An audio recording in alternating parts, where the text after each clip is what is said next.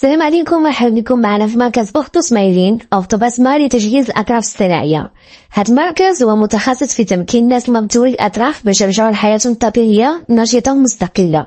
اليوم غادي نشارك معكم رحلة واحد من مرضانا، وهو غادي ياخذ الطرف الصناعي ديالو مسلم بالألياف الكربون بعد ما تنصانا في مرحلة لابارياج بروفيزوار. ما نطولش عليكم، نخليكم مع الفيديو.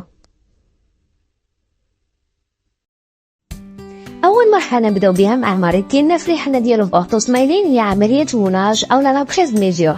ناخدو فيها العبار ديال الموانيو أو العضو المتبقي لصناعة قالب جاهز للاستعمال بوغ لا فابريكاسيون ديال لومبواتور الخاصة بالمريض، واللي هي مكون أساسي في لابروتيز، الشيء اللي كيضمن لينا ملائمة مريحة وآمنة للمريض ديالنا. المرحلة الموالية هي لصياغة لابروتيز، بحيث أن الأورثوبروتيزيس كيركب لابروتيز عن العضو المتبقي في المريض، وكتبدا عملية تمارين المشي والحركة. في نفس الوقت كيقوم الأورثوبروتيزيس بعملية الضغط باش يضمن ملائمة مناسبة ومريحة. الأورثوبروتيزيس كيعطي تعليمات للمريض حول كيفية الاستخدام والعناية بالطرف الاصطناعي الجديد باش ندوزو للمرحلة الموالية اللي هي لا فينيسيون د لا بروتيز.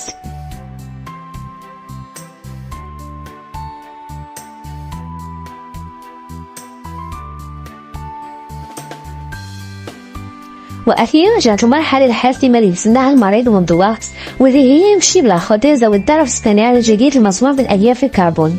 كانت لا سيونس الأورثوبروتيزيس كيلبس المريض لابروتيز باش نتأكدوا من الملائمة التامة والراحة القصوى للمريض، بحيث أن الباسيون ديالنا كيقوم بتمارين أخرى ديال المشي والحركة، وفي كل خطوة كياخدوها الأورثوبروتيزيس كيعطي المريض نصائح وتوجيهات باش يستعمل لابروتيز بشكل صحيح وملائم.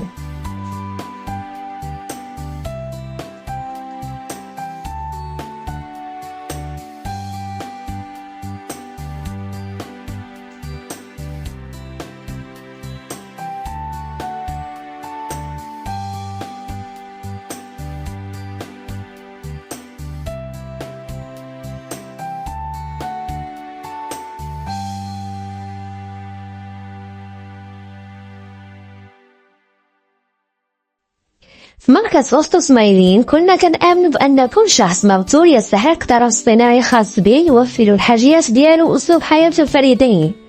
فريقنا من الخبراء كيعمل مع كل مريض بشكل مباشر باش يتأكدوا بلي الطرف الاصطناعي مريح وسهل الاستخدام وجميل في شكله.